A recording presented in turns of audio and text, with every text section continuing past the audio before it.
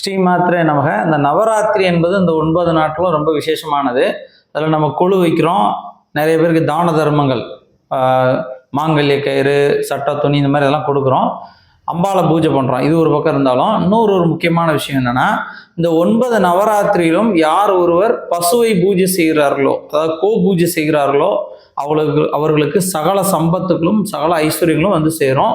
அதாவது பசுவோட பின்முதுகில் மஞ்சள் குங்குமம் வச்சு அந்த லட்சுமியாக நினச்சி அதை பூஜிக்கும் போது, கோ பூஜை செய்யும் போது, பசுவுக்கு உணவு கொடுக்கும்போது சகல ஐஸ்வர்யங்களும் சகல சம்பத்துகளும் கிடைக்கும். அதனால் இந்த வீடியோ பார்த்துட்டு இருக்கவங்க 9 நாளும் வாய்ப்பு கிடைத்தால் பக்கத்தில் ஏதாவது பசு இருந்தால் பூஜை பண்ணுங்கள். அல்லது கோ சமீதிகள் இருந்தால், கோ சாலை இருந்தால் அங்கே போய் பூஜை பண்ணிட்டு வர்றது ரொம்ப விசேஷமானது. நன்றி.